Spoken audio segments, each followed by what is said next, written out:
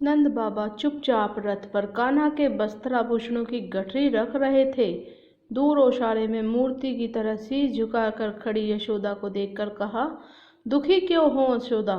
दूसरे की वस्तु पर अपना क्या अधिकार? यशोदा ने शीश उठाकर देखा नंद बाबा की ओर। उनकी आंखों में जल भर आया था। नंद निकट चले आए। यशोदा ने भारी स्वर से कहा, तो क्या कान्हा पर हमारा कोई अधिकार नहीं? 11 वर्षों तक हम असत्य से ही लिपट कर जीते रहे। नंद बाबा ने कहा, अधिकार क्यों नहीं? कन्हैया कहीं भी रहे, पर रहेगा तो हमारा ही लल्ला ना। पर उस पर हमसे ज्यादा देवकी वसुदेव का अधिकार है, और उन्हें अभी कन्हैया की आवश्यकता भी है। यशोदा ने फिर कहा, तो क्या मेरे ममत्व का कोई मोल नहीं? नंद बाबा ने थके हुए स्वर में कहा, ममता का तो सचमुच में कोई मोल नहीं होता यशोदा। पर देखो तो कान्हा ने इन 11 वर्षों में हमें क्या नहीं दिया।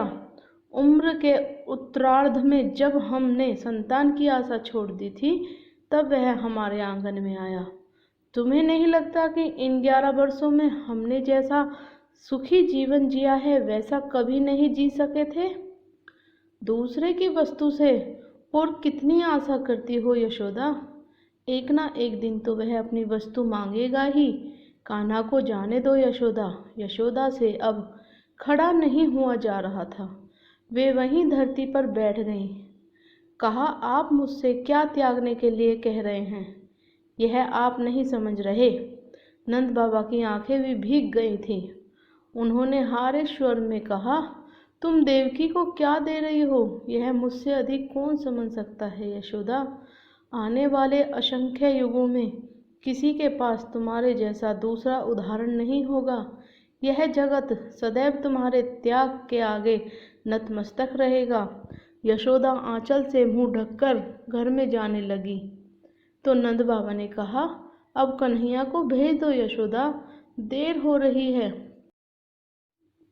यशोदा ने आंचल को मुंह पर और तेजी से दबा लिया और अस्पष्ट स्वर में कहा, एक बार उसे खिला तो लेने दीजिए, अब तो जा रहा है, कौन जाने फिर।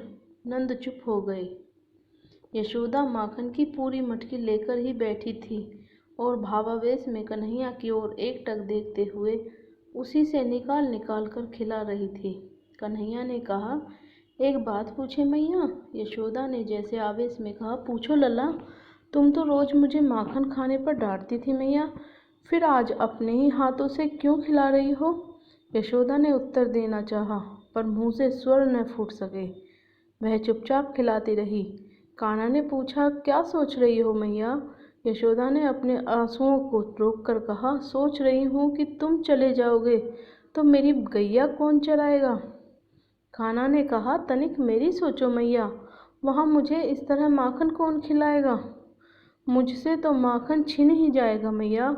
यशोदा ने कान्हा को चूमकर कहा, नहीं लला, वहाँ तुम्हें देवकी रोज माखन खिलाएगी। कन्हैया ने फिर कहा, पर तुम्हारी तरह प्रेम कौन करेगा मैया? अब की बार यशोदा कृष्ण को स्वयं से लिपटाप कर फपक पड़ी। मन ही मन कहा, यशोदा की तरह प्रेम तो सचमुच कोई नहीं कर सकेगा लल्ला, पर शायद इस प्रेम की आयु इतनी ही थी। कृष्ण को रथ पर बिठाकर अक्रूर के संग नंद बाबा चले तो यशोदा ने कहा, तनिक सुनिए ना, आपसे देवकी तो मिलेगी ना, उससे कह दीजिएगा लल्ला को तनिक नटखट है, पर कभी मारेगी नहीं। नंद बाबा ने मुंह घुमा लिया। यशोदा ने फिर कहा, कहिएगा कि मैंने लल्ला को कभी दूब से भी नहीं छुआ, हमेशा हृदय से ही लगा कर रखा है। नंद बाबा ने रथ को हाँक दिया। यशोदा ने पीछे से कहा, कह दीजिएगा कि लल्ला को माखन प्रिय है, उसको ताज़ा माखन खिलाती रहेगी, बासी माखन में कीड़े पड़ जाते हैं। नंद बाबा की आंखें फिर भर रही थीं। उन्होंने घोड़े को तेज किया। यशोदा ने तनिक तेज स्वर में कहा, कहिएगा कि बड़े कौर उसके गले में अटक जाते हैं, उसे छोटे छोटे कौर ही खिलाएगी। नंद बाबा ने घोड़े को जोर से हाँक लगाई। रथ धूल उड़ाते हुए बढ़ चला। यशोदा वहीं जमीन पर बैठ गई और फपक कर कहा, कृष्ण से भी कहिएगा कि मुझे याद रखे। उधर रथ पर बैठे कृष्ण ने मन ही मन कहा, तुम्हें यह जगत सदैव याद स्मरण रखेगा मैया। तुम्हारे बाद मेरे जीवन में जीवन बचता कहाँ है। लीलाएं तो ब्रज में ही छूट जाएंगी।